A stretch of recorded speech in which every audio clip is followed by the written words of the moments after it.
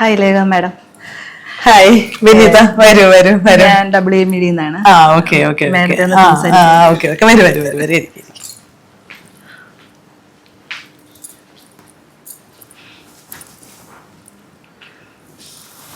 അപ്പൊ എന്തൊക്കെയാണ് വിശേഷങ്ങൾ? സുഖമായിട്ടിരിക്കുന്നു. പിന്നെ മാഡത്തെ കുറിച്ച് എനിക്ക് കുറച്ച് കാര്യങ്ങളൊന്ന് ചോദിച്ചറിയണം. അതിന് വേണ്ടി വന്നത്. തീർച്ചയായിട്ടും ചോദിച്ചോളൂ ചോദിച്ചോളൂ. മാഡം എഴുത്തുകാരി, പിന്നെ ഈ പേപ്പർ ആർട്ട്, അതുപോലെ തന്നെ കുക്കിങ്ങിന്, സാമൂഹിക പ്രവർത്തനം എന്നിങ്ങനെ മേഖലകളിലെല്ലാം മാഡം പ്രവർത്തിക്കുന്നുണ്ടല്ലോ. അതിനെ കുറിച്ചൊക്കെ ഒന്ന് പറയാവോ? ഈ കുക്കിംഗ് പ്രൊഫഷണൽ ആണോ? തീർച്ചയായിട്ടും പറയാം. എഴുത്തുകാരി എന്നാണ് കൂടുതൽ പേരും വിളിക്കുന്നത്.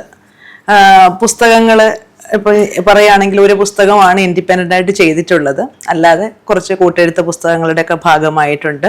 പിന്നെ നിരവധി പുസ്തകങ്ങൾ എഡിറ്റ് ചെയ്ത് കൊടുത്തിട്ടുണ്ട്. അങ്ങനെയൊക്കെയാണ്. പിന്നെ സോഷ്യൽ മീഡിയയിലാണ് കൂടുതലായിട്ടും ആക്റ്റീവായിട്ടുള്ളത്. അപ്പോൾ സോഷ്യൽ മീഡിയയിൽ സാമൂഹിക പ്രശ്നങ്ങളും അങ്ങനെയുള്ള വിഷയങ്ങളെ സംബന്ധിച്ചൊക്കെ എഴുതാറുണ്ട്. ചെറിയ കവിതകൾ എഴുതാറുണ്ട്. അങ്ങനെയൊക്കെയുള്ള എഴുത്തുകൾ മാത്രമേ ഉള്ളൂ. വലിയൊരു എഴുത്തുകാരി എന്ന് വിളിക്കാനും മാത്രമുള്ളതൊന്നും ആയിട്ടില്ല. അങ്ങനെ പോകുന്നു. പിന്നെ കുക്കിങ്ങിനെ കുറിച്ചാണല്ലോ ചോദിച്ചത്. കുക്കിംഗ് എൻ്റെ ഒരു പാഷനാണ്. ഇഷ്ടത്തോടുകൂടി ചെയ്യുന്നു. ഏറ്റവും പ്രിയപ്പെട്ടവർക്ക് വേണ്ടിയിട്ട് നല്ല വെറൈറ്റി ഭക്ഷണ സാധനങ്ങൾ ഒരുക്കുന്നു എന്നുള്ളതിനപ്പുറത്തേക്ക് മറ്റ് മത്സരങ്ങളോ അല്ലെങ്കിൽ ചാനൽസോ അങ്ങനെയുള്ള ഒന്നുമില്ല. കുക്കിങ്ങില് മാഡത്തിന്റെ ഏറ്റവും എല്ലാവർക്കും ഒരു ഇതുണ്ടാവില്ല, ഏറ്റവും പ്രൊഫഷണൽ ആയിട്ട് ഉണ്ടാക്കുന്ന ഒരു ആഹാര സാധനം അതെന്താ? പ്രൊഫഷണൽ ആയിട്ട് ഉണ്ടാക്കുന്ന ഏറ്റവും ടേസ്റ്റി ആയിട്ട് നമുക്ക് ഉണ്ടാക്കാൻ പറ്റിയ ഒരു ആഹാര സാധനം. ഓക്കെ. അതിൽ ഞാൻ പുഡിങ് ചെയ്യാറുണ്ട്. പിന്നെ പായസങ്ങൾ ചെയ്യാറുണ്ട്. പിന്നെ കൂടുതൽ കേക്ക്. അതെ, ഞാൻ ശരിക്കും ഒരു സ്വീറ്റ് ലവർ തന്നെയാണ്. മധുരം വിട്ടിട്ടുള്ള ഒരു പരിപാടിയില്ല. അപ്പൊ കേക്ക് ഉണ്ടാക്കാറുണ്ട്. ക്രിസ്മസിനൊക്കെ ഫ്രണ്ട്സിനും റിലേറ്റീവ്സിനും ഒക്കെ ആയിട്ട് കേക്ക്, നമ്മുടെ പ്ലം കേക്ക് ഒക്കെ ഉണ്ടല്ലോ, അതൊക്കെ ഉണ്ടാക്കാറുണ്ട്. അങ്ങനെയുള്ള സ്പെഷ്യൽ സാധനങ്ങൾ എന്ന് പറയുന്നത് അതൊക്കെയാണ്. അല്ലാതെ നാടൻ സാധനങ്ങളും എല്ലാം ചെയ്യാറുണ്ട്. ഈ സോഷ്യൽ മീഡിയയിൽ ചെറുകഥകൾ എഴുതിയിട്ടുണ്ടെന്ന് പറഞ്ഞില്ലേ? അതുപോലെ റൈറ്റിംഗ്. സോഷ്യൽ മീഡിയയിൽ ചെറുകഥകൾ അങ്ങനെ എഴുതിയിട്ടില്ല. പുസ്തകങ്ങളിലാണ് ചെറുകഥകൾ എഴുതിയിട്ടുള്ളത്. അത് ഈ പറഞ്ഞ പോലെ ഗ്രൂപ്പായിട്ടൊക്കെ എഴുതിയിട്ടുള്ള പുസ്തകങ്ങളിലാണ് കൂടുതലും അങ്ങനെ എഴുതിയിട്ടുള്ളത്. അങ്ങനെ സ്വതന്ത്രമായിട്ടൊരു കഥാ സമാഹാരം അങ്ങനെയുള്ള രീതിയിലൊന്നും ഇതുവരെ ചെയ്തിട്ടില്ല. ഇനി ചെയ്യണം എന്നൊരു ആഗ്രഹമുണ്ട്. ഭാവിയിൽ നടക്കുമെന്ന് വിചാരിക്കുന്നു. ചെറുകഥയുടെ ഒരു സമാഹാരം. ചെറുകഥകളുടെ സമാഹാരം. ഈ ലാസ്റ്റ് ഒരു പുസ്തകം, ഇത് മാഡത്തിന്റെ ഒരു പുസ്തകമാണല്ലോ, നിലാത്തിരി. ഇത് എഴുതാനുണ്ടായ സാഹചര്യം എന്താണ്? ഞാൻ മുൻപേ ആദ്യം പറഞ്ഞിരുന്നു, ഞാൻ ഏറ്റവും കൂടുതൽ സോഷ്യൽ മീഡിയയിൽ എഴുതുന്നത് സാമൂഹ്യ വിഷയങ്ങളെ കുറിച്ചാണ്. മനുഷ്യരുടെ പ്രശ്നങ്ങൾ, അവർ നേരിടുന്ന വിവിധങ്ങളായിട്ടുള്ള കാര്യങ്ങളുണ്ട്. ദൈനംദിന ജീവിതത്തിലാവട്ടെ അല്ലാതെ ആവട്ടെ ഒക്കെ അനുഭവിക്കുന്ന ഒരുപാട് പ്രശ്നങ്ങൾ, സ്ത്രീകൾ അനുഭവിക്കുന്ന പ്രശ്നങ്ങൾ. അപ്പൊ ഇതിനെക്കുറിച്ചൊക്കെ കൂടുതലായിട്ട് സംസാരിക്കുക, അല്ലെങ്കിൽ മനുഷ്യർക്ക് വേണ്ട അവബോധം കൊടുക്കുക, അങ്ങനെയൊക്കെയുള്ള കാര്യങ്ങളാണ് കൂടുതലായിട്ടും ചെയ്തുകൊണ്ടിരുന്നത്. ആ എഴുത്തുകൾ തന്നെയാണ് ഇത്. പക്ഷെ സോഷ്യൽ മീഡിയയിൽ മാത്രമല്ലല്ലോ മനുഷ്യരുള്ളത്, അല്ലെ, പുറത്തുമുണ്ട്. അപ്പോൾ ആ എഴുത്തുകളൊക്കെ, അല്ലെങ്കിൽ അതിന്റെ ഒരു വിശദമായ രൂപം കൂടുതൽ മനുഷ്യരിലേക്ക് എത്തണം എന്നുള്ള ഒരു ആഗ്രഹത്തിലാണ് ഈ ഒരു പുസ്തകം ചെയ്യുന്നത്.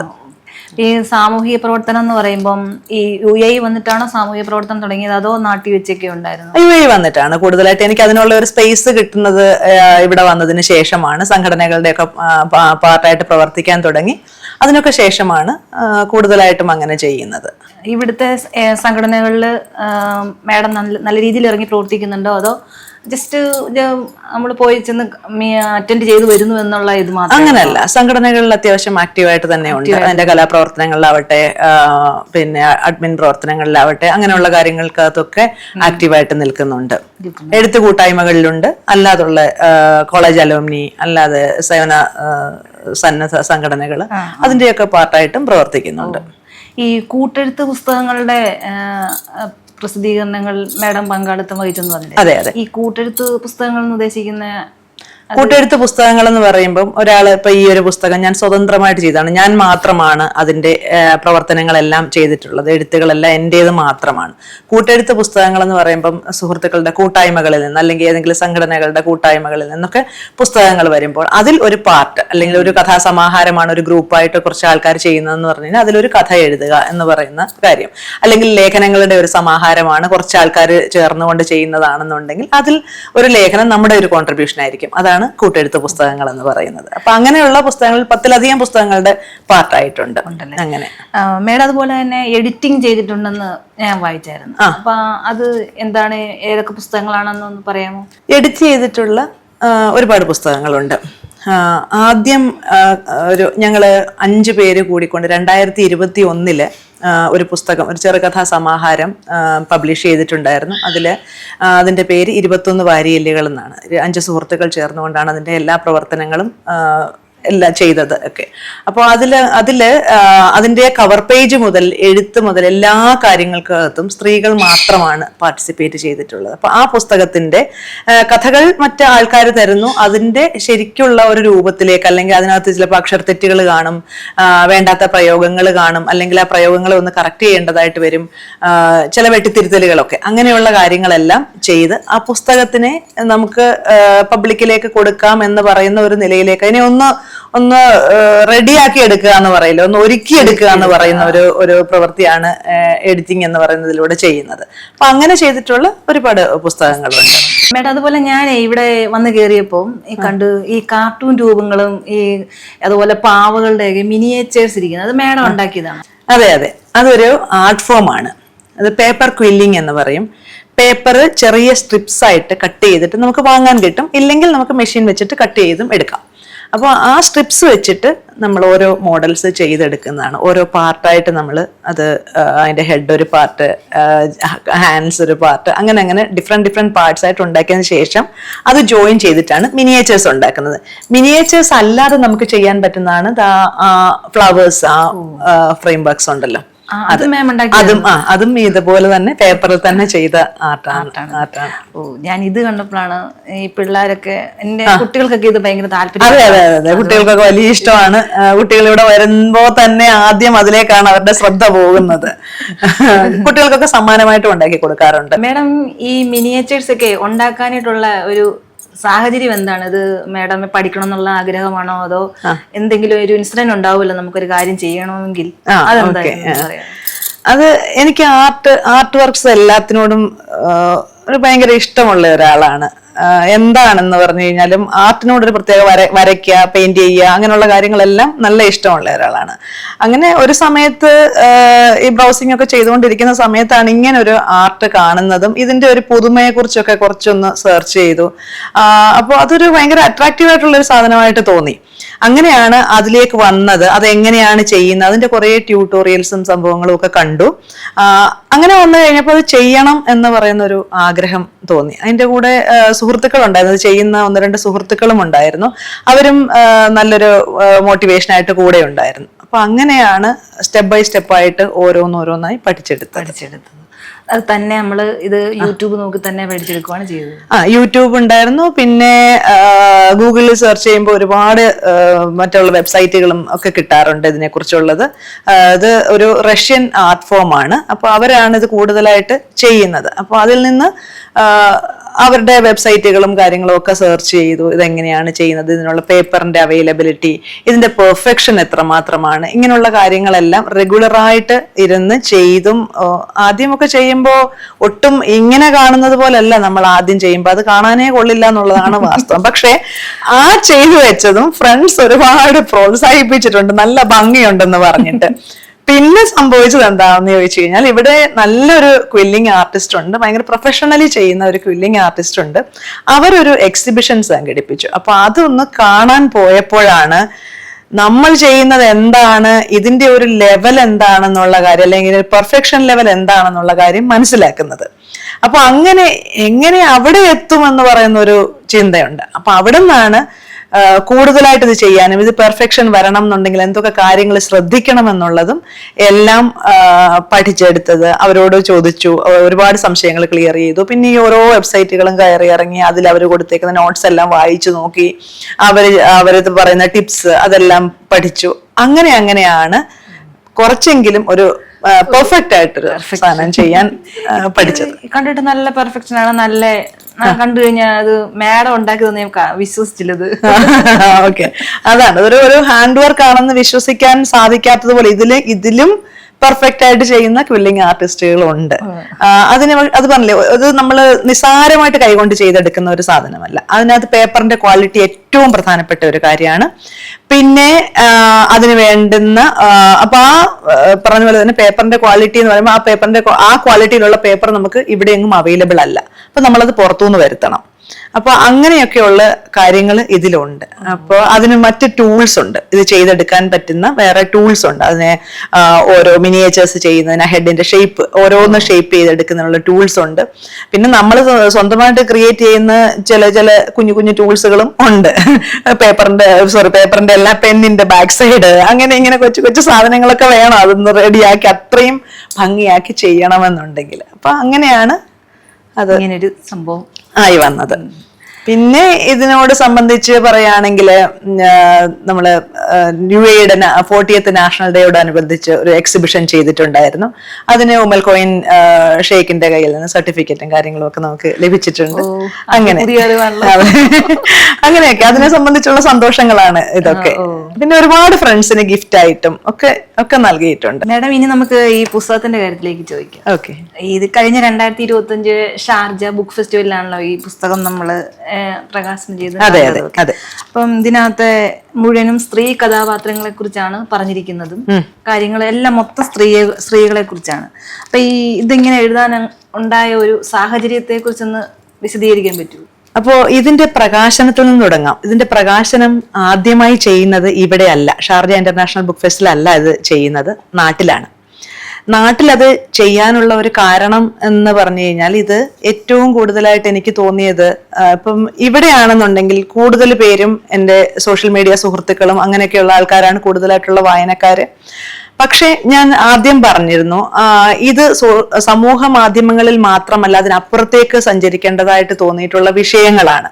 അപ്പൊ അതുകൊണ്ട് നാട്ടിലാകുമ്പോൾ കുറെ കൂടെ ആൾക്കാരിലേക്ക് ഇത് എത്തും എന്നുള്ള ഒരു ആശയത്തിലാണ് ഞാൻ നാട്ടിലത് പ്രകാശനം ചെയ്യുന്നത്. നാട്ടിലെ പ്രകാശനത്തിന് ശേഷമാണ് ഇവിടെ ഷാർജ ഇന്റർനാഷണൽ ബുക്ക് ഫെയർ വരുന്നതും ഇവിടെ ഇത് പ്രകാശനം ചെയ്യുന്നതും. സ്ത്രീകളെ കുറിച്ചുള്ള എഴുത്തുകളാണെന്നാണ് വിനിത ചോദിച്ചത്. ഇത് മുഴുവൻ സ്ത്രീകളെ കുറിച്ചുള്ള എഴുത്തുകളല്ല.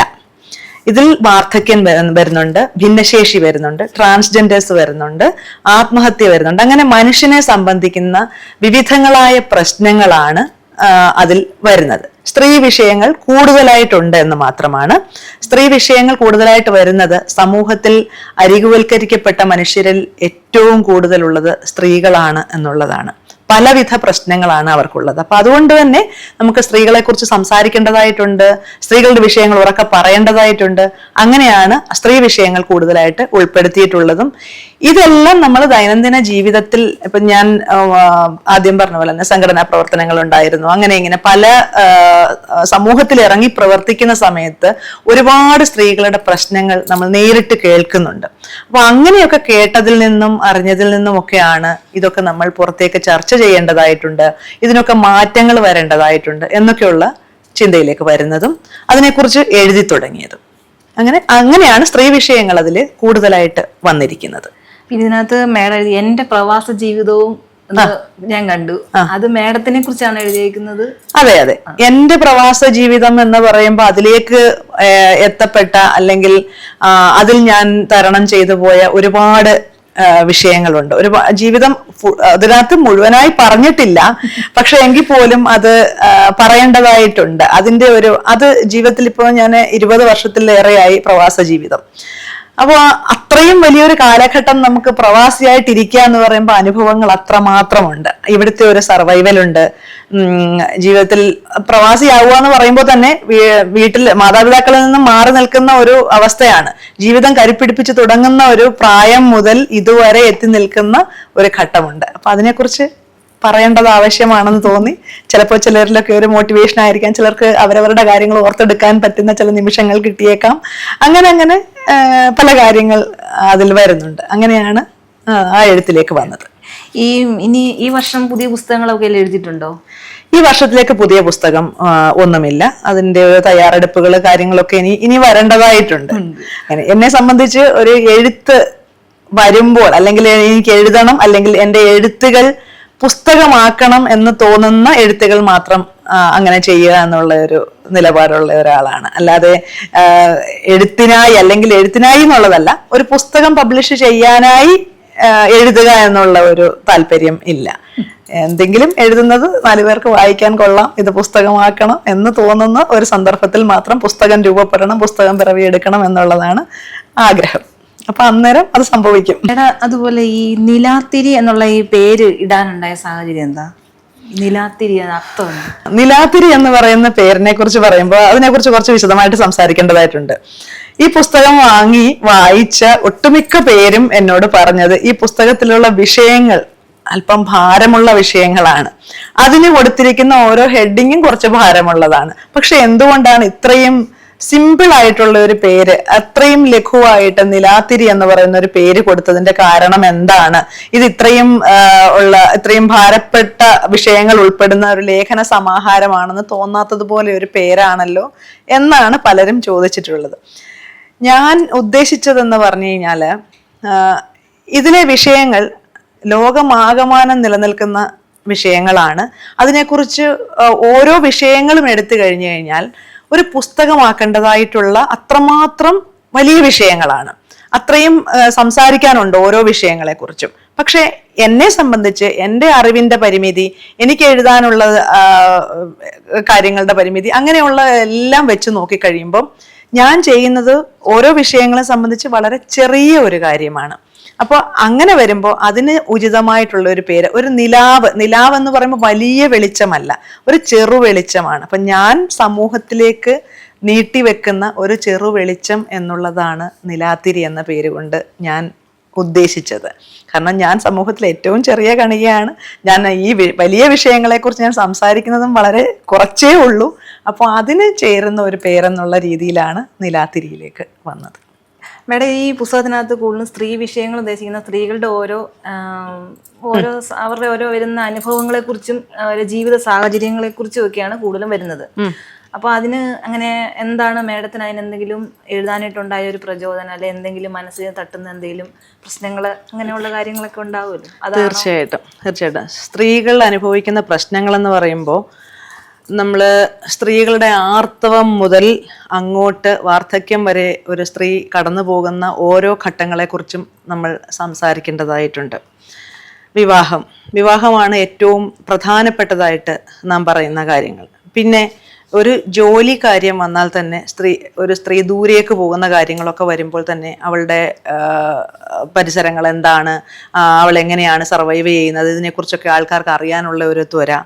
പിന്നെ വിധവകളായിട്ടുള്ള സ്ത്രീകൾ അവരെങ്ങനെ ജീവിക്കുന്നു, അല്ലെങ്കിൽ അവർക്ക് വരുന്ന ബുദ്ധിമുട്ടുകൾ എന്തൊക്കെയാണ്, അതിനെ സമൂഹം എങ്ങനെ നോക്കിക്കാണുന്നു, അവർക്ക് എന്തൊക്കെ പ്രശ്നങ്ങൾ അവർ നേരിടുന്നുണ്ട്, ഇങ്ങനെയുള്ള കാര്യങ്ങളെക്കുറിച്ചൊക്കെ നമ്മൾ സംസാരിക്കേണ്ടതായിട്ടുണ്ട്. അതുപോലെ അടുത്തൊരു വിഷയമാണ് മെനോപോസ് എന്ന് പറയുന്ന ഒരു വിഷയം. ആ വിഷയത്തെക്കുറിച്ച് നമ്മൾ വളരെയധികം സംസാരിക്കേണ്ടതായിട്ടുണ്ട്. ആർത്തവം തുടങ്ങുന്ന ഘട്ടം ഒരു ഉത്സവമാണെന്നുണ്ടെങ്കിൽ മെനോപോസ് എന്ന് പറയുന്ന ആർത്തവ വിരാമം അത് എപ്പോഴും ഒരു ദുഃഖകരമായിട്ടോ അല്ലെങ്കിൽ വളരെ ശാന്തമായി എന്ന് പറയാൻ പറ്റില്ല, വളരെ നിശബ്ദമായി കടന്നു പോകുന്ന, നിശബ്ദ വേദനകളോടുകൂടി കടന്നു പോകുന്ന ഒരു കാര്യമായിട്ടാണ് മെനോപോസിനെ ആ പുസ്തകത്തിൽ പറഞ്ഞിട്ടുള്ളത്. ആ പുസ്തകത്തിൽ പറഞ്ഞിട്ടുള്ളതെന്നല്ല, പൊതുവെ നമ്മൾ മനസ്സിലാക്കിയിരിക്കേണ്ട കാര്യം അങ്ങനെ തന്നെയാണ്. മെനോപോസിനെ സംബന്ധിച്ച് ഒരുപാട് പേര് പുസ്തകങ്ങൾ എഴുതിയിട്ടുണ്ട്. ഇതിൽ വന്നിരിക്കുന്ന വളരെ കുറച്ച് കാര്യങ്ങൾ, നമ്മൾ എന്തൊക്കെ ശ്രദ്ധിക്കണം, സ്ത്രീകൾ എന്തൊക്കെ ശ്രദ്ധിക്കണം, സ്ത്രീകൾക്ക് ചുറ്റുമുള്ളവർ എന്തൊക്കെ ശ്രദ്ധിക്കണം, ഒരു സ്ത്രീയെ കരുതാൻ വേണ്ടിയിട്ട്, അല്ലെങ്കിൽ ഒരു അമ്മ എങ്ങനെയായിരിക്കും വീട്ടിൽ, അപ്പോൾ അവൾക്ക് അതുവരെ ഉണ്ടാവുന്ന മാറ്റങ്ങൾ എന്തൊക്കെയാണ്, അതിനെക്കുറിച്ചൊക്കെ പറയുന്നുണ്ട്. അപ്പൊ അതൊരു വിഷയമാണ്. അങ്ങനെ വിവിധങ്ങളായിട്ടുള്ള വിഷയങ്ങളെ നമ്മൾ കൂടുതലായിട്ട് സംസാരിക്കേണ്ടതായിട്ടുണ്ട് എന്ന് തോന്നിയ ഘട്ടത്തിലാണ് ആ കാര്യങ്ങളെല്ലാം എഴുതിയത്. പിന്നെ വിവാഹം എന്ന് പറയുമ്പോൾ വിവാഹത്തിന് നമ്മുടെ നാട്ടിലൊക്കെ ഉള്ള കാര്യങ്ങൾ വെച്ചിട്ട് തന്നെ നമുക്കറിയാം, വിവാഹത്തിലേക്ക് കടക്കുന്ന ഒരു പെൺകുട്ടി എന്തെല്ലാം സഹിക്കേണ്ടതായിട്ട് വരുന്നു, അല്ലെങ്കിൽ എല്ലാവരും പറയുന്നത് ജീവിതമല്ലേ, അത് സ്വാഭാവികമായിട്ടുള്ള ഒരു കാര്യമല്ലേ, അങ്ങനെയൊക്കെ.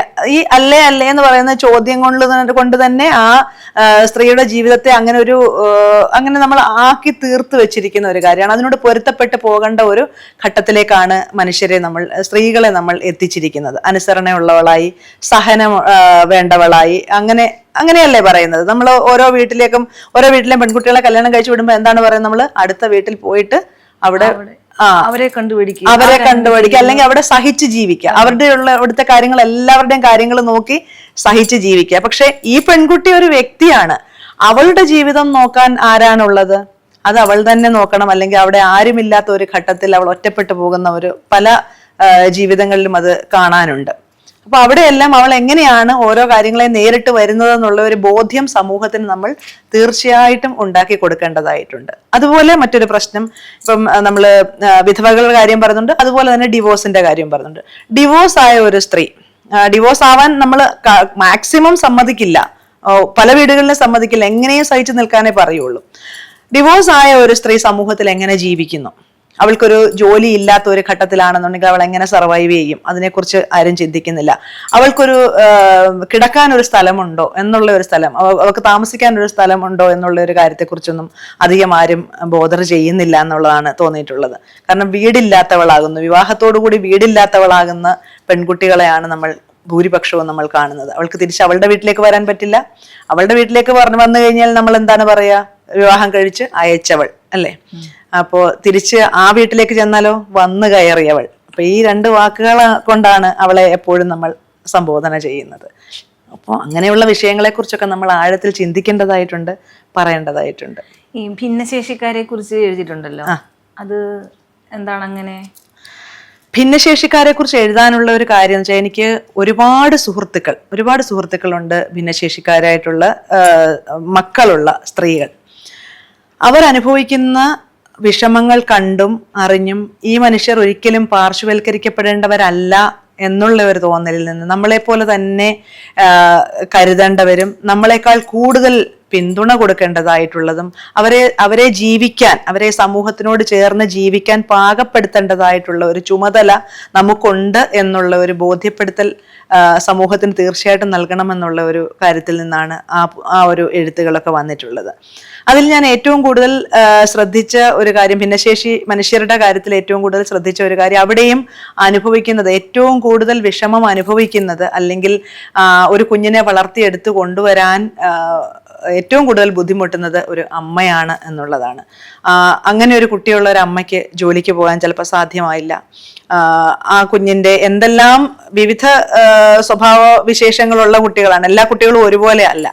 അപ്പോൾ എന്താണോ തൻ്റെ കുഞ്ഞിന്റെ പ്രത്യേകതകൾ എന്താണോ അതിനനുസരിച്ച് ആ അമ്മയും അവളുടെ ദിവസങ്ങളെ ചിട്ടപ്പെടുത്തേണ്ടതായിട്ടുണ്ട്, അവളുടെ ജീവിതത്തെ പാകപ്പെടുത്തേണ്ടതായിട്ടുണ്ട്. അപ്പൊ അത്രയും ബുദ്ധിമുട്ടുകളിലൂടെയാണ് ഒരു സ്ത്രീ അവിടെ കടന്നു പോകുന്നത്. അപ്പൊ ഇതിനെക്കുറിച്ചൊക്കെ തീർച്ചയായിട്ടും സംസാരിക്കേണ്ടത്. നമ്മൾ ദൂരെ നിന്ന് നോക്കുമ്പം ഒന്നുമില്ല, വളരെ നിസ്സാരമായിട്ട് തോന്നുന്ന ജീവിതങ്ങളാണെന്ന് തോന്നും. പക്ഷെ അങ്ങനെയല്ല അതിനുള്ളിലേക്ക് കടക്കുമ്പോഴെന്നുള്ള ഒരു കാര്യം നമ്മൾ ഓരോ മനുഷ്യരും തീർച്ചയായിട്ടും മനസ്സിലാക്കണം. അതിനെക്കുറിച്ചാണ് പറയുന്നത്. ഷാർജ ബുക്ക് ഫെസ്റ്റിവലിലാണല്ലോ നമ്മുടെ പുസ്തകങ്ങളൊക്കെ പ്രകാശനം ചെയ്യുന്നതും നമ്മളെ സ്കൂളിലെല്ലാവരും കണ്ടുമുട്ടുന്നതും ഒക്കെ. അപ്പൊ ഈ ബുക്ക് ഫെസ്റ്റിവലിന്റെ ആ ഒരു അനുഭവത്തെ കുറിച്ച് ഒന്ന് പറയാമോ? എന്താണ് അവിടെ മേഡത്തിന് കിട്ടിയ നല്ല അനുഭവങ്ങൾ? തീർച്ചയായും ഷാർജ ബുക്ക് ഫെയർ എന്ന് പറയുമ്പോൾ ഒരു ഉത്സവമാണ്.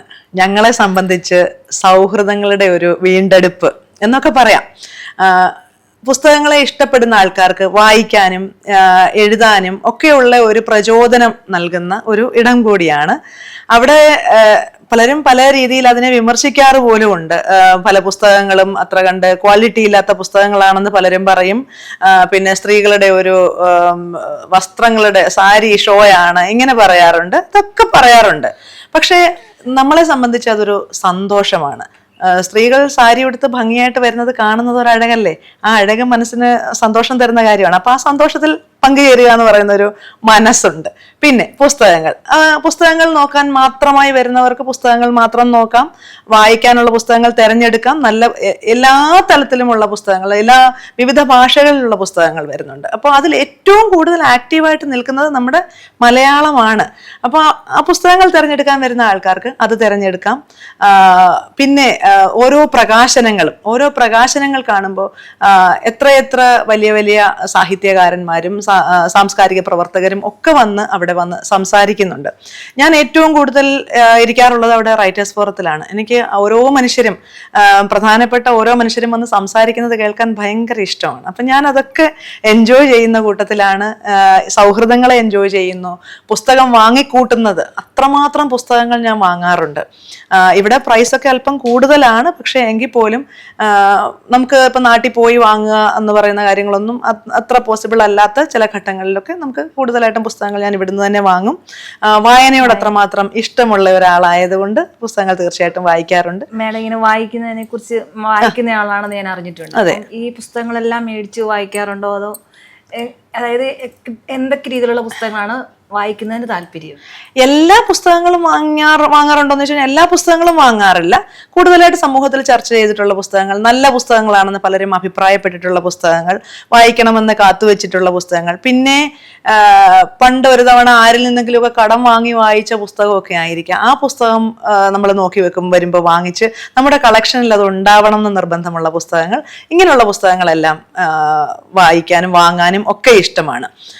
പിന്നെ വായനയെക്കുറിച്ച് പറയുമ്പോൾ എല്ലാത്തരം പുസ്തകങ്ങളും വായിക്കാൻ ഇഷ്ടമാണ്. ഫിക്ഷൻസ് വായിക്കാൻ ഇഷ്ടമാണ്, പിന്നെ ജീവിതകഥകൾ വായിക്കാൻ ഇഷ്ടമാണ്. അങ്ങനെയുള്ള എല്ലാ പുസ്തകങ്ങളും, കഥകൾ, അങ്ങനെയുള്ള എല്ലാ നോവല് എല്ലാം വായിക്കും. പണ്ട് ചെറുപ്പം മുതൽ വായന ഒരുപാട് ഇഷ്ടമുള്ള ഒരു കാര്യമാണ്. ഒരു ന്യൂസ് പേപ്പറിന്റെ കഷ്ണം കിട്ടിയാലും വായിക്കുമായിരുന്നു. അപ്പൊ പിന്നെ അതിനിടയ്ക്ക് ജീവിതത്തിന്റെ ആ ഒരു ഒഴുക്കില് പലപ്പോഴും വായനയുടെ ആ ഒരു ഇതൊക്കെ നഷ്ടപ്പെട്ടു പോയിട്ടുണ്ട്. പക്ഷെ എങ്കിൽ പോലും കഴിയുന്നത്രയും അത് വീണ്ടെടുത്ത് കൊണ്ടുപോകാനുള്ള ശ്രമങ്ങൾ, അതിനെയൊക്കെ ഷാർജ ബുക്ക് ഫെയർ ഒരുപാട് സഹായിക്കുന്നുണ്ട്. പിന്നെ ബുക്ക് ഫെയർ മാത്രമല്ല, നമ്മൾ പറയുമ്പോൾ ഷാർജ ബുക്ക് ഫെയറോടുകൂടി നമ്മുടെ ഒരു പുസ്തകങ്ങളോടുള്ള ബന്ധമൊന്നും അവസാനിക്കുന്നില്ല. ഇവിടെ സാഹിത്യ സംഘടനകളുണ്ട്.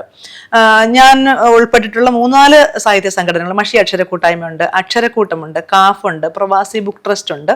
അപ്പൊ ഇങ്ങനെ വിവിധങ്ങളായ സാഹിത്യ സംഘടനകളുണ്ട്. അവർ ഏർപ്പെടുത്തുന്ന പുസ്തക ചർച്ചകളുണ്ട്. അപ്പോൾ ഇവിടെയുള്ള എഴുത്തുകാർ, പ്രവാസി എഴുത്തുകാരെ കൂടുതലായിട്ട് പരിചയപ്പെടണമെന്നുണ്ടെങ്കിൽ നാട്ടിലൊന്നും ആരും പരിചയപ്പെടുത്താറില്ല എന്നുള്ളതാണ് വാസ്തവം.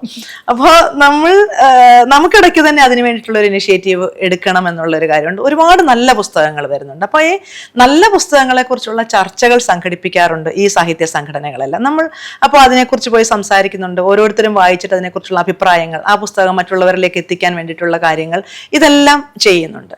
പിന്നെ അതുപോലെ എൻ്റെ വായനയിൽ വരുന്ന ഒരു കാര്യം എന്ന് വെച്ചാൽ, ഞാൻ വായിക്കുന്നു, പുസ്തകം മടക്കി വെക്കുന്നു എന്നുള്ളതിനേക്കാളും കൂടുതൽ മറ്റുള്ള മനുഷ്യർക്ക് ആ പുസ്തകം വായിക്കേണ്ടതാണ്, നിങ്ങൾ വായിച്ചിരിക്കണം എന്നുള്ള പുസ്തകങ്ങൾ തീർച്ചയായിട്ടും പരിചയപ്പെടുത്തി കൊടുക്കാറുണ്ട്. സോഷ്യൽ മീഡിയയിലൊക്കെ ഒക്കെ അതിൻ്റെ റിവ്യൂസ് എഴുതാറുണ്ട്. ഇതുപോലുള്ള പുസ്തക ചർച്ചകളിലും ഒക്കെ പങ്കെടുത്ത് എന്നെ കൊണ്ട് കഴിയുന്നിടത്തോളം ഇതിനെ പുസ്തകങ്ങൾക്ക് വേണ്ടിയിട്ടും വായനയ്ക്ക് വേണ്ടിയിട്ടും സാഹിത്യത്തിന് വേണ്ടിയിട്ടുള്ള ഒരു കോൺട്രിബ്യൂഷൻ കഴിയുന്ന രീതിയിലൊക്കെ നൽകാറുണ്ട്. പുസ്തകങ്ങളൊക്കെ എഴുതുന്നതിന് മേഡത്തിന് പുരസ്കാരങ്ങളോ അങ്ങനെയുള്ള എന്തെങ്കിലുമൊക്കെ കിട്ടിയിട്ടുണ്ടോ? പുസ്തകങ്ങൾ എഴുതിയിട്ടുള്ളത് ഞാൻ പറഞ്ഞല്ലോ, ഇൻഡിപെൻഡൻ്റ് ആയിട്ട് ചെയ്തൊരു പുസ്തകം ഇതാണ്. ഇതിനങ്ങനെ പുരസ്കാരങ്ങൾ ഒന്നും വന്നിട്ടില്ല. ഞാൻ അതിന് പുരസ്കാരങ്ങൾക്ക് വേണ്ടിയിട്ട് എങ്ങും അയച്ചിട്ടില്ല. ലേഖനങ്ങൾ പൊതുവേ അങ്ങനെ ഒരു പരിഗണന വലുതായിട്ട് കൊടുത്ത് കണ്ടിട്ടില്ല. കഥകളും നോവലുകളും ഒക്കെയാണ് പുരസ്കാരങ്ങൾക്ക് വേണ്ടിയിട്ട് കൂടുതലായിട്ട് പരിഗണിച്ച് കണ്ടിട്ടുള്ളത്. പിന്നെ ഇവിടെയുള്ള എഴുത്ത് മത്സരങ്ങൾ, ലേഖന മത്സരം കാഫ് നമ്മുടെ മുൻപേ പറഞ്ഞിരുന്നല്ലോ സാഹിത്യ സംഘടനയാണ്. അപ്പോൾ അതൊരു ലേഖന മത്സരം സംഘടിപ്പിച്ചിട്ടുണ്ടായിരുന്നു. അതിനൊരു സമ്മാനം കിട്ടിയിട്ടുണ്ട്. അത് ഇവിടുത്തെ ഒരു പ്രശസ്ത കലാകാരൻ നിസാർ ഇബ്രാഹിം രൂപകൽപ്പന ചെയ്ത ഒരു ഇതാണ് നമുക്ക് കിട്ടിയത്. അപ്പം അതൊക്കെ സൂക്ഷിച്ചു വെച്ചിട്ടുണ്ട്, പൊന്നുപോലെ സൂക്ഷിച്ചു വെച്ചിട്ടുണ്ട്. അങ്ങനെയുള്ള സമ്മാനങ്ങളൊക്കെ കിട്ടിയിട്ടുണ്ട്. പിന്നെ അതുപോലെ ഈ വായിച്ച പുസ്തകങ്ങളൊക്കെ, കിട്ടുന്ന പുസ്തകങ്ങളൊക്കെ നല്ല പുസ്തകങ്ങൾ വായിക്കും എന്നാണ് പറഞ്ഞത്. അതുപോലെ അതിന്റെ വല്ല ലൈബ്രറി ആയിട്ട് സൂക്ഷിച്ചു വെച്ചിട്ടുണ്ടോ പുസ്തകങ്ങളുടെ? തീർച്ചയായും ഉണ്ട്. ഞാനിത് ഇവിടെ ഈ മുറിയിൽ അത് അങ്ങനെ സജ്ജീകരിച്ചിട്ടില്ല എന്നുള്ളതേ ഉള്ളൂ. പുസ്തകത്തെ സംബന്ധിച്ച് പറയുമ്പോൾ അതെനിക്ക് ഏറ്റവും വലിയൊരു സെൽഫിഷ്നെസ് ആണ്. പുസ്തകം ആൾക്കാർ കൊണ്ടുപോയി കഴിഞ്ഞ് കഴിഞ്ഞാൽ നമുക്ക് തിരിച്ചു തരാത്ത ഒരു സാധനം പുസ്തകമാണ്. അത് ചോദിക്കാനും ചിലപ്പോൾ സാധിച്ചെന്ന് വരില്ല, അത് കിട്ടുകയുമില്ല. അത് കാരണം ഞാൻ ഇവിടെ അങ്ങനെ ഡിസ്പ്ലേ ചെയ്തിട്ടില്ല പുസ്തകം. അത് ഈ പറഞ്ഞ നഷ്ടപ്പെട്ടു പോകുമെന്നുള്ള ഒരു കാര്യം കൊണ്ടാണ്. പിന്നെ അത് അകത്ത് വെച്ചിട്ടുണ്ട്. പുസ്തകങ്ങൾ ഒരുപാടുണ്ട്, ഇവിടെയുണ്ട്, നാട്ടിലുമുണ്ട്. മേഡം, അതുപോലെ ഈ പുസ്തകം വായിച്ചിട്ടുള്ള പ്രേക്ഷകരുടെ അഭിപ്രായം എന്താണ് പുസ്തകത്തെ കുറിച്ച്? ആദ്യം തന്നെ പറയട്ടെ, പ്രേക്ഷകരല്ല, പ്രേക്ഷകർ നമ്മൾ ദൃശ്യമാധ്യമങ്ങളോട് ചേർത്ത് പറയുന്ന കാര്യമാണ് അനുവാചകര്. വായനക്കാരെന്ന് ഉദ്ദേശിക്കുന്നത്. മേഡം മലയാളമാണോ എടുത്തു പഠിച്ചിട്ടുള്ളത്? മലയാളം അല്ല, പക്ഷേ വായനയിലൂടെ നേടിയ വാക്കുകൾ സമ്പത്തായിട്ട് എപ്പോഴും ഉണ്ട്. അതുമൂലമാണ് എഡിറ്റിങ്ങും കാര്യങ്ങളും ഒക്കെ ചെയ്യാൻ പ്രാപ്തയായിരിക്കുന്നതും. അങ്ങനെയാണ് ഒരുപാട് മലയാളം പുസ്തകങ്ങൾ വായിക്കും. മലയാളത്തെക്കുറിച്ച് കൂടുതലായിട്ട് അറിയാനുള്ള ശ്രമങ്ങളും പുതിയ വാക്കുകൾ പഠിക്കുകയും ഒക്കെ ചെയ്യാറുണ്ട്. വായനയിൽ നിന്ന് കിട്ടിയതാണ്. വായനയിൽ നിന്ന്, തീർച്ചയായിട്ടും വായനയിൽ നിന്ന് കിട്ടിയതാണ്. മലയാളത്തിനോട് അത്രമാത്രം ഇഷ്ടമുണ്ട്. മലയാളം കൂടുതലായിട്ട് വായിക്കും. ഭാഷയെ കൂടുതലായിട്ട് മനസ്സിലാക്കാൻ ശ്രമിക്കാറുണ്ട്. പുതിയ പുതിയ വാക്കുകളൊക്കെ പഠിക്കാറുണ്ട്. അങ്ങനെ 20 വർഷമായിട്ട് ഇപ്പൊ UAE-ലുള്ള ആളാണ്. അതെ അതെ. അപ്പൊ മാഡം സംസാരിച്ചപ്പോ തന്നെ കറക്റ്റ് മലയാളം വാക്കുകളാണ് സംസാരിച്ചത്. അതായത് അനുവാചകർ ഈ വാക്കുകൾ വന്നു. നോർമലി ഈ 20 വർഷത്തോളം ഇവിടെ നിൽക്കുന്ന ആൾക്കാർക്ക് കറക്റ്റ് മലയാളം കിട്ടത്തില്ല. മിക്ക വാക്കുകളും ഇംഗ്ലീഷ്.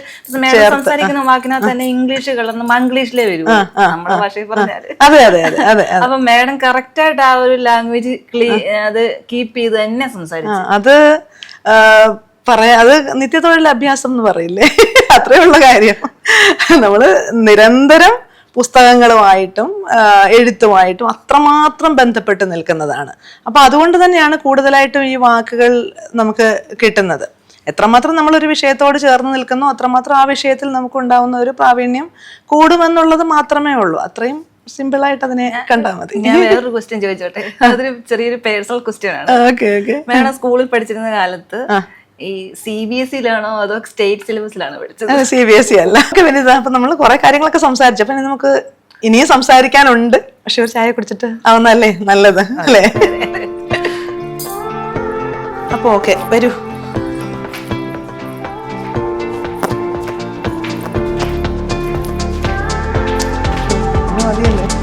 മേഡം പുസ്തകത്തെ കുറിച്ച് ചോദിച്ചു തീർന്നില്ല. ഈ ലക്ഷ്മി മേനോന്റെ ടോയ്ലസ് പദ്ധതി എന്ന് കണ്ടു. അതെന്താണ് ഇതിനകത്ത് കൊടുത്തിരിക്കുന്നത്? അതും മുമ്പേ നമ്മൾ പറഞ്ഞ ഈ ക്വില്ലിംഗ് ആർട്ടിനോട് ചേർത്ത് തന്നെ പറയേണ്ട ഒരു കാര്യമാണ്.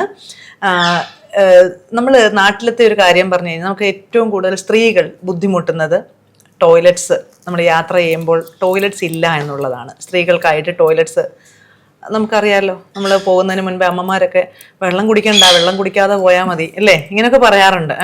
അവർക്കൊരു ബുദ്ധിമുട്ട് വന്നു കഴിഞ്ഞാൽ നമ്മൾ എവിടെയാണ് ഒരു ടോയ്ലറ്റ് എന്ന് പറഞ്ഞ് നമ്മൾ തപ്പി നടക്കേണ്ട ഒരവസ്ഥ. ഉള്ള ടോയ്ലറ്റ്സ് ആണെങ്കിൽ വൃത്തിയില്ലാത്ത ടോയ്ലറ്റ്സ്. അപ്പോൾ അതിന് വേണ്ടിയിട്ട് ശ്രീമതി ലക്ഷ്മി മേനോൻ രൂപകൽപ്പന ചെയ്തതാണ് ഇങ്ങനൊരു ടോയ്ലറ്റ്സ് എന്ന് പറയുന്ന ഒരു പദ്ധതി. Pay and use toilets for women എന്ന് പറയുന്ന ഒരു കാര്യം. അത് ഒരു ചെയിനായിട്ടാണ്, കേരളം മുഴുവൻ ഒരു ചെയിനായിട്ടാണ് പ്രധാനപ്പെട്ട സ്ഥലങ്ങളിലുള്ള നല്ല വൃത്തിയുള്ള ടോയ്ലറ്റ്സ്, സ്ത്രീകൾക്ക് ഉപയോഗിക്കാൻ പാകത്തിനുള്ള, ഇപ്പോൾ നമുക്കൊരു ദുപ്പട്ട കൊളുത്തിയിടണം, ബാഗ് കൊളുത്തിയിടണം, ഇങ്ങനെയൊക്കെയുള്ള സംവിധാനങ്ങളും ഒക്കെ ആയിക്കൊണ്ട് ഒരു ഹോട്ടൽസിനോടും അങ്ങനെയൊക്കെ അതിനോടൊക്കെ ബന്ധപ്പെട്ടിട്ടുള്ള ടോയ്ലറ്റ്സ് യാത്ര ചെയ്യുന്ന സ്ത്രീകൾക്ക് എങ്ങനെ ഉപയോഗപ്പെടുത്താം എന്നുള്ള ഒരു ചിന്തയിലാണ് അത് ചെയ്തിരിക്കുന്നത്. അപ്പൊ അങ്ങനെ അതിന് ആ ടോയ്ലറ്റ്സ്, ഓരോ ടോയ്ലറ്റ്സും എങ്ങനെ ഉപയോഗിക്കണം എന്നുള്ളതാണ്. ടിഷ്യൂ കാണും, അത് ഉപയോഗിക്കേണ്ടത് എടുത്ത് വേസ്റ്റ് ബിന്നിൽ ഇടുക, ഇതെങ്ങനെ ഉപയോഗിക്കണം, ഓരോ കാര്യങ്ങളും എങ്ങനെ ഉപയോഗിക്കണം എന്നുള്ളതിനെ കുറിച്ച് നമുക്ക് പാഠങ്ങൾ തരുന്ന ഒരു മസ്കോട്ടുണ്ട്. അതിന് അവർ പേരിട്ടതാണ് ഗോമതി. ആ ഗോമതിയെ ഞാൻ പേപ്പറിൽ രൂപകൽപ്പന ചെയ്ത് കൊടുത്തു. അതാണ് ആ ഒരു കാര്യം എഴുതിയിരിക്കുന്നത്. അതൊരു വലിയ കാര്യമാണ്. ലക്ഷ്മി മേനോൻ എന്ന് പറയുമ്പോൾ തന്നെ എല്ലാവർക്കും അറിയാം, ഒരുപാട് സാമൂഹ്യ പ്രവർത്തനങ്ങൾ ചെയ്യുന്ന ഒരു വ്യക്തിയാണ്. ആ വ്യക്തി എടുത്ത ഒരു ഇനിഷ്യേറ്റീവാണ് ടോയ്ലറ്റ്സ് എന്ന് പറയുന്ന ഒരു പദ്ധതി. അത് സ്ത്രീകൾക്ക് വേണ്ടിയിട്ടാവുമ്പോൾ നമ്മൾ ഏറ്റവും കൂടുതൽ സന്തോഷിക്കേണ്ട ഒരു കാര്യമാണ്. അപ്പോൾ അതിനോട് ചേർന്ന് തന്നെ ഇങ്ങനൊരു എൻ്റെ ഒരു ആർട്ട് അതിനോട് ചേർത്ത് വെക്കപ്പെടുമ്പോൾ ഉണ്ടാകുന്ന ഒരു സന്തോഷമുണ്ട്. അങ്ങനെ ചെയ്ത ഒരു കാര്യമാണ്. പിന്നെ നാട്ടിലെവിടാണ്? നാട്ടിൽ ഞാൻ പന്തളം, ഉള്ളന്നൂർ എന്ന് പറയുന്ന സ്ഥലത്ത് നിന്നാണ്. എൻ്റെ ജന്മദേശമാണ്. വിവാഹം കഴിച്ചത് അടൂർ കടമ്പനാട്, അവിടെയാണ് വന്നത്. അവിടെ ഇപ്പം ഈ പ്രവാസ ജീവിതത്തിന് ശേഷം അവിടെ പോയി സെറ്റിലാവണം എന്നാണ്, വീടൊക്കെ വെച്ചിട്ടുണ്ട്. അവിടെ പോയി സെറ്റിലാവാനാണ് ആഗ്രഹം. കുടുംബത്തെക്കുറിച്ചൊക്കെ ഒന്ന് പറയാമോ? ഫാമിലി? കുടുംബം ഞങ്ങൾ 4 പേരാണ്. ഹസ്ബൻഡ്, 2 കുട്ടികൾ. മോൾ ഇവിടെ ലോ ചെയ്യുന്നു, 3rd ഇയർ ആണ്. മോൻ 11th പഠിക്കുന്നു. നാട്ടിൽ തിരുവല്ല ചോയ്സ് സ്കൂളിലാണ് പഠിക്കുന്നത്. ഹസ്ബൻഡ് ഇവിടെ വർക്ക് ചെയ്യുന്നു. ഇവിടെ ഒരു ഷാർജ എയർപോർട്ട് ഫ്രീ സോണിൽ ഒരു MNC-യിലാണ് പ്രൊക്യൂർമെന്റ് ഡിവിഷനിൽ ഹെഡായിട്ട് വർക്ക് ചെയ്യുകയാണ്. മോള് ഇവിടെ ഉണ്ടെന്നല്ലേ പറഞ്ഞേ? അതെ. അപ്പൊ മോള് ഈ കലാപരമായിട്ട് നല്ല കഴിവുള്ള ആളാണ്. ഇവിടെ ഒരു ഫോട്ടോ ഒക്കെ ഇരിക്കുന്നുണ്ട് ക്ലാസിക്കൽ ഡാൻസിന്റെ. അതെ അതെ, മോള് നല്ലൊരു ആർട്ടിസ്റ്റാണ്, നന്നായിട്ട് വരയ്ക്കും, ഡാൻസ് ചെയ്യും, സിനിമാറ്റിക് ഡാൻസും ക്ലാസിക്കൽ ഡാൻസും ഒക്കെ ചെയ്യും. ക്ലാസിക്കൽ ഡാൻസ് അവള് 4 വയസ്സ് മുതൽ പഠിച്ചു വരുന്നതാണ്. ഇവിടെ കലാമണ്ഡലം ഷീബ രാജേഷ് എന്ന് പറയുന്ന ടീച്ചറുണ്ട്. ടീച്ചറിന്റെ കീഴിലാണ് അവൾ ഇത്രയും നാൾ പഠിച്ചു വന്നത്. ഇപ്പോൾ പക്ഷേ പ്രൊഫഷണൽ കോഴ്സും കാര്യങ്ങളും ഒക്കെ ആയപ്പോഴത്തേക്ക് കുറച്ചൊരു ഗ്യാപ്പ് വന്നിട്ടുണ്ട്. ഇപ്പോൾ അത് കണ്ടിന്യൂ ചെയ്യാൻ പറ്റാതെ നിൽക്കുന്ന ഒരു അവസാന വർഷമൊക്കെയാണ് പഠിക്കുന്നത്. അപ്പോൾ അന്നേരം അതിൻ്റെതായിട്ടുള്ള തിരക്കുകളും കാര്യങ്ങളും ഒക്കെ ഉണ്ട്. അപ്പോൾ അതുകൊണ്ട് ഇത് കണ്ടിന്യൂ ചെയ്യാൻ ഇത്തിരി ബുദ്ധിമുട്ടുണ്ട്. പക്ഷേ എങ്കിൽ പോലും ഇത് കഴിയുമ്പോൾ അത് വീണ്ടും തുടങ്ങണം എന്ന് പറയുന്ന ഒരു ആഗ്രഹത്തിലാണ് മോള് പോകുന്നത്. അങ്ങനെ ഡാൻസിനോട് വലിയ ഒരു ഇഷ്ടമുണ്ട്. ഇനി ഭാവിയിലേക്കുള്ള പരിപാടികൾ എന്താണ്? ഭാവിയിലേക്കുള്ള പരിപാടി എന്ന് ചോദിച്ചു കഴിഞ്ഞാൽ കാര്യമായിട്ടുള്ള പ്ലാനും പദ്ധതിയും കാര്യങ്ങളും ഒന്നുമില്ല. ഇങ്ങനെ സുഖം സ്വസ്ഥം ജീവിച്ചു പോകണം എന്നുള്ളത് മാത്രമാണ്. അപ്പോൾ ഈ പ്രവാസ ജീവിതത്തോടൊന്ന് വിട പറയണം എന്നുള്ള ഒരു ആഗ്രഹമുണ്ട്. ഭാവി പരിപാടികളെന്ന് പറഞ്ഞു കഴിഞ്ഞാൽ പ്രത്യേകിച്ചൊന്നുമില്ല. അതിങ്ങനെ ഈ ഒരു ഫ്ലോയിൽ സുഖം സ്വസ്ഥം ഇങ്ങനെ അങ്ങ് പോകണം എന്നാണ് ആഗ്രഹം. പിന്നെ പ്രവാസ ജീവിതം ഇപ്പം മുമ്പേ പറഞ്ഞില്ലേ, ഒരു 20 വർഷത്തോളമായി. അപ്പോൾ ഇനിയിപ്പോൾ ഇതിനൊന്ന് ബ്രേക്ക് ഇടണം എന്ന് പറയുന്നൊരു ആഗ്രഹമുണ്ട്. നാട്ടിലും പോയി നാട്ടിലും ജീവിക്കണം. നാട്ടിൽ വളരെ കുറച്ച് നാളെ നിന്നിട്ടുള്ളൂ, നമ്മുടെ കൗമാരകാലത്തൊക്കെ നിന്നിട്ടുള്ളതേ ഉള്ളൂ. അപ്പോൾ ഇനി പോയിട്ട് വീണ്ടും നാടൊന്നറിയണം. നാട്ടിലെ മനുഷ്യരെ ഒത്തിരി ഗ്യാപ്പൊക്കെ വന്നിട്ടുണ്ട്. പണ്ടുണ്ടായിരുന്ന ആ മനുഷ്യരൊന്നും അല്ല ഇപ്പോൾ. ഒരുപാട് പേര് കടന്നുപോയി. പിന്നെയുള്ള മനുഷ്യർക്കൊക്കെ പ്രായമായി. അപ്പം അതിൻ്റെതായിട്ടുള്ള വ്യത്യാസങ്ങളും കാര്യങ്ങളും ഒക്കെ ഉണ്ട്. പക്ഷെ എങ്കിൽ പോലും പോയിട്ട് നാടുമായിട്ടൊന്ന് ചേർന്ന് ജീവിക്കണം, അവിടുത്തെ കാര്യങ്ങളൊക്കെ കുറെ കൂടെ ഒക്കെ അറിയണം, ജീവിതങ്ങൾ അറിയണം എന്നൊക്കെയുള്ള ഒരു ആഗ്രഹമുണ്ട്. പിന്നെ നാട്ടിൽ ചെന്നിട്ട് എങ്ങനെയാണ് മുന്നോട്ട് പോകാമെന്ന് ചോദിച്ചു കഴിഞ്ഞാൽ ചെറിയൊരു ബിസിനസ്സും കാര്യങ്ങളും ഒക്കെ ഉണ്ട്. അപ്പോൾ അതും നോക്കി വീട്ടിലെ കാര്യങ്ങളും ഒക്കെ നോക്കി സ്വസ്ഥം ഗൃഹഭരണം അല്ലെങ്കിൽ ഇതുപോലുള്ള സാഹിത്യ പ്രവർത്തനങ്ങളും സാമൂഹ്യ പ്രവർത്തനങ്ങളും അവിടെ എത്രത്തോളം സാധ്യമാകും എന്നുള്ളത് നോക്കി അതിനോട് ചേർന്നും കൂടി ഇവിടുത്തേതൊക്കെ പോലെ തന്നെ കൊണ്ടുപോകണമെന്നാണ് ആഗ്രഹം. അതിനുള്ള സാഹചര്യങ്ങളൊക്കെ ഒത്തുവരും എന്ന് പ്രതീക്ഷിക്കുന്നു. ഇങ്ങനെ അവിടെയും സുഹൃത്തുക്കളൊക്കെ ഉണ്ട്. സാഹിത്യ ലോകത്ത് തന്നെയൊക്കെയുള്ള സുഹൃത്തുക്കളും കാര്യങ്ങളൊക്കെ ഉണ്ട്. ഇപ്പോഴും ഞാൻ വെക്കേഷന് പോയ സമയത്ത് ഒരു സാഹിത്യ പ്രോഗ്രാം ഉണ്ടായിരുന്നു. അപ്പോൾ അതിൽ പങ്കെടുത്തു. അപ്പോൾ അങ്ങനെ എന്തെങ്കിലുമൊക്കെ കാര്യങ്ങളൊക്കെ നമുക്ക് അവിടെയും വരും. വളരെ ആക്റ്റീവായിട്ട് പ്രവർത്തിക്കുന്ന സംഘടനകളും കാര്യങ്ങളും ഒക്കെ അവിടെയും ഉണ്ട്. അപ്പോൾ നമുക്ക് അതിനോട് ചേർന്ന് തന്നെ പോകാൻ കഴിയുമെന്നാണ് പ്രതീക്ഷ. മേഡം, ഞാൻ ഈ വർക്കൊക്കെ നോക്കട്ടെ. മേഡം ഉണ്ടാക്കിയതല്ലേ? അതെ അതെ അതെ അതെ അതെ. ഇതും മറ്റേ അതും തമ്മിലുള്ള വ്യത്യാസം എന്താണ്? ഇത് രണ്ടും ക്വില്ലിംഗ് തന്നെ. ഇതില് അതൊന്ന് ഞാൻ ഒന്ന് കാണിച്ചു തരാം, അതായിരിക്കും നല്ലത്. നമ്മൾ അതിൽ പറയുന്നത് മിനിയേച്ചേഴ്സ് ആണല്ലോ. അപ്പൊ ഇതില് നമ്മൾ ചെയ്യുന്നത് മുമ്പ് ഞാൻ പറഞ്ഞിരുന്നല്ലോ, നല്ല ക്വാളിറ്റി പേപ്പർ വേണം. ഇത് പേപ്പർ ആണല്ലേ? ഇത് പേപ്പറാണ്. ഇങ്ങനെ സ്ട്രിപ്സ് ആയിട്ടാണ് നമുക്ക് വരുന്നത്. അപ്പൊ ഇതിൽ നിന്ന് നമ്മൾ ഒരു സ്ട്രിപ്പ് എടുക്കുന്നതിന് ഇത് ചെയ്യുന്ന ടൂളുണ്ട്. ഈ ടൂൾ വെച്ചിട്ടാണ് നമ്മളത് ചെയ്യുന്നത്. അപ്പം നമ്മൾ സ്ട്രിപ്പ് എടുത്ത് ഇതിൽ ഒരെണ്ണം എടുക്കുന്നു. ഇതുകൊണ്ട് ഇതിന് ഇടയ്ക്കൊരു കട്ടുണ്ട്. ഇതിൻ്റെ നമ്മളിതിലിങ്ങനെ റോൾ ചെയ്യാണ്. ഇതിലിങ്ങനെ റോൾ ചെയ്തിട്ട് ഇങ്ങനെ. അപ്പം ഇത് നമ്മൾ ഒരു കോയിലായിട്ടാണ് നമുക്ക് കിട്ടുന്നത്. ഇങ്ങനൊരു കോയില്. അപ്പൊ ആ 3D ആണ് അത്. 3D മിനിയേച്ചർ ആണല്ലോ അത്. അപ്പൊ അതിൽ നമ്മൾ അത് ചെയ്യണമെങ്കിൽ അത് ഇങ്ങനെ പുഷ് ചെയ്ത് ഇത് കുറെ കൂടെ വലുത് ഓരോ ബോഡി പാർട്സിനും അനുസരിച്ചുള്ള സൈസിൽ വേണം നമ്മൾ ഇതുപോലെ കോയിൽ ചെയ്യാൻ വേണ്ടിയിട്ട്. അപ്പോൾ അതിനെ നമ്മളിങ്ങനെ അകത്തേക്ക് പുഷ് ചെയ്ത് ഇങ്ങനെ ഷേപ്പ് ചെയ്തെടുക്കും. കൈയാണെങ്കിൽ അങ്ങനെ, ഹെഡ് ആണെങ്കിൽ ഇത്തിരിയുടെ വലിപ്പം വേണം. അതിലിങ്ങനെ പേപ്പർ ജോയിൻ ചെയ്ത് നമ്മളത് വലുതാക്കി എടുക്കുന്നു. എന്നിട്ട് നമ്മളത് ഷേപ്പ് ചെയ്തെടുക്കുക. ഇപ്പം ഇതാണെന്നുണ്ടെങ്കിൽ ഇത് ഇവിടേക്ക് നോക്കൂ. ഇങ്ങനെ നോക്കിയിട്ട് ഇതിനെ നമ്മൾ ഇങ്ങനെ ലൂസാക്കും. ഇപ്പം നമ്മൾ കോയിൽ ചെയ്തില്ലേ, അതിനെ നമ്മൾ ലൂസാക്കും. മുമ്പത്തെ നമ്മൾ ടൈറ്റ് കോയിൽസ് ആണ് ചെയ്യുന്നത്. ഇതിനെ നമ്മൾ ജസ്റ്റ് ഇങ്ങനെ ആക്കിയിട്ട് ഇവിടുന്ന് ഇങ്ങനെ പ്രസ് ചെയ്യും. ഇങ്ങനെ ഓരോന്നും ചേർത്തിട്ടാണ് അത് ചെയ്യുന്നത്. പിന്നെ ഓരോന്നിനും ഡിഫറെന്റ് ഡിസൈൻസ് നമ്മൾ ചെയ്യുന്നുണ്ട്. ഇപ്പം സെന്റർ ഫ്ലവർ അല്ലേ, കുഞ്ഞു ഫ്ലവർ ആയിട്ട് അത് വരുന്നത്, അതൊക്കെ നമ്മൾ സിസേഴ്സ് വെച്ചിട്ട് കട്ട് ചെയ്ത് അങ്ങനെ ഷേപ്പ് ചെയ്തെടുക്കുന്നതാണ്. ഇതാണ് മെയിൻ ഒരു ലീഫ് കോയിൽ എന്ന് പറയുന്ന ഒരു സാധനം. ഇതാണ്. അപ്പം ഇത് വെച്ചിട്ടാണ്, ഇതാണ് കൂടുതലായിട്ടും അതിൽ വരുന്ന ഒരു ഷേപ്പ് എന്ന് പറയുന്നത്. മിനിയേച്ചേഴ്സ് ഡിഫറെൻ്റ് ആണ്. ഇപ്പം ഇത് ടൈറ്റായിട്ട് അതിൽ കാണുന്ന ഒരു പർപ്പിൾ ഫ്ലവർ ഉണ്ട്, കണ്ടില്ലേ ചെറുത്, അത് ടൈറ്റ് ആയിട്ടാണ് നമ്മൾ ചെയ്യുന്നത്. അത് ഇതുപോലെ തന്നെ ടൈറ്റ് ആയിട്ട് ആദ്യം ഉണ്ടാക്കിയ ഒരു കോയിൽ കണ്ടില്ല, അപ്പൊ അതിനെ ഇങ്ങനെ ടൈറ്റ് ആയിട്ട് ചെയ്തിട്ട് ജസ്റ്റ് സൈഡ് ഒന്ന് പ്രസ് ചെയ്ത് കൊടുത്തു കഴിഞ്ഞാൽ ടൈറ്റ് കോയിൽസ് നമുക്ക് കിട്ടും. അങ്ങനെയാണ് ആ ബഡ്സും എല്ലാം ചെയ്യുന്നത്. ഓരോ രീതിയിലാണ്, ഓരോന്നിന്റെയും വർക്ക് ഡിഫറെന്റ് ബഡ്സ് റോളായിട്ട് എടുത്തിട്ട് ഇങ്ങനെ. അതെ അതെ അതെ, ജസ്റ്റ് ആ ഉള്ളിലേക്ക് അതൊന്ന് പുഷ് ചെയ്ത്, ഇപ്പൊ ഞാൻ ആദ്യം മിനിയേച്ചർ ഉണ്ടാക്കുന്നതിന്റെ കാണിച്ചില്ലേ, അതും അതുപോലെ തന്നെ അങ്ങനെയാണ് അത് ചെയ്യുന്നത്. ഓരോന്നിനും നല്ല ഇപ്പൊ ഫ്ലവർ ആണെങ്കിൽ അതിനോട് അനുബന്ധിച്ചുള്ള സമയമെടുക്കും. ഏത് കുഞ്ഞു ഫ്ലവർ ആണെങ്കിലും ഓക്കെ, അതിൻ്റെ അനുസരിച്ച് വലിയ ഫ്ലവർ ആണ് കൂടുതൽ പെട്ടൽസ് വേണം, അങ്ങനെയാണെന്നുണ്ടെങ്കിൽ കൂടുതൽ സമയം എടുക്കും. ടൈറ്റ് ഇതാണെന്നുണ്ടെങ്കിൽ അതിന്റെ സമയം എടുക്കും. പിന്നെ തിന്നായിട്ടുള്ള ഫ്ലവർ, ഇപ്പൊ ആ ലാസ്റ്റിൽ കൊടുത്തിരിക്കുക ആ പർപ്പിൾ സാധനം, അതിന്റെ അനുസരിച്ചാണെന്നുണ്ടെങ്കിൽ ഇപ്പൊ ഇത് ഈ സൈസ് അല്ല, അതിനെ ഒന്നുകൂടി കട്ട് ചെയ്തിട്ട് എടുത്ത്. അത് കട്ട് ചെയ്ത് കിട്ടുമോ, നമ്മൾ തന്നെ കട്ട് ചെയ്യണോ? ഇതെല്ലാം ഞാൻ തനിയെ കട്ട് ചെയ്ത് ഉണ്ടാക്കിയതാ. കട്ട് ചെയ്തും കിട്ടാറുണ്ട്, പക്ഷെ എന്നാലും അത് 2mm എന്നാണ് പറയുന്നത്. 3mm സ്ട്രിപ്പാണ്, അത് 2mm 1.5mm ഒക്കെ കാണുള്ളൂ. അപ്പൊ അത് തന്നെ നമ്മൾ കട്ട് ചെയ്ത് കിട്ടാറുണ്ട്, പക്ഷെ കുറവാ.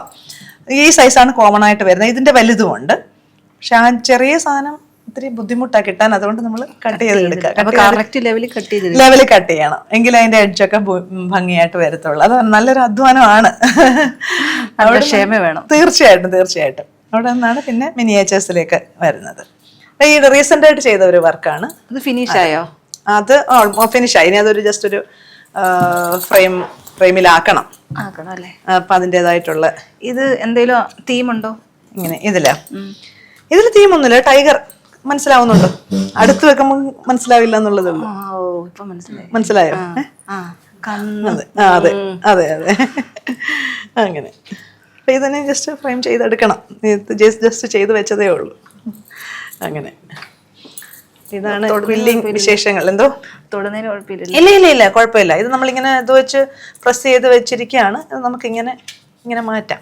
ഇങ്ങനെ മാറ്റി നല്ലൊരു ബാക്ക്ഗ്രൗണ്ട് ഇതിൽ നമുക്ക് ഇങ്ങനെ സ്റ്റിക്ക് ചെയ്ത് കൊടുക്കാം. അങ്ങനെയാണ് ചെയ്യുന്നത്. അപ്പോൾ ഇത്രയും നേരം കാര്യങ്ങളെല്ലാം പറഞ്ഞ് മനസ്സിലാക്കി തന്നു. അതുപോലെ മിനിയേച്ചറിനെ കുറിച്ചും ഈ കാര്യങ്ങളൊക്കെ ചെയ്യുന്നതിനെ കുറിച്ച് വിശദീകരിച്ച് തന്ന ലേഖ മാഡത്തിനും WMEDക്കും എൻ്റെ നന്ദി രേഖപ്പെടുത്തുന്നു. അപ്പോൾ ഒരുപാട് സന്തോഷം വിനീത. എന്നോട് ഒരുപാട് കാര്യങ്ങൾ ചോദിച്ചു. എൻ്റെ കാര്യങ്ങളെല്ലാം ചൂടുന്ന് അറിഞ്ഞെടുത്തു എന്ന് വേണം പറയാൻ. ഒത്തിരി സന്തോഷം കണ്ടതിലും സംസാരിക്കാൻ സാധിച്ചതിലും. പുസ്തകത്തെക്കുറിച്ച് സംസാരിച്ചു, എൻ്റെ ഏറ്റവും ഇഷ്ടപ്പെട്ട ഒരു ആർട്ട് ഫോം ക്വില്ലിങ്ങിനെ കുറിച്ച് സംസാരിച്ചു. ഇതിനെല്ലാം സമയം ചെലവഴിച്ചതിനും അതിനൊരു അവസരം നൽകിയ WMEDക്കും ഒക്കെ എൻ്റെയും നന്ദി, സന്തോഷം.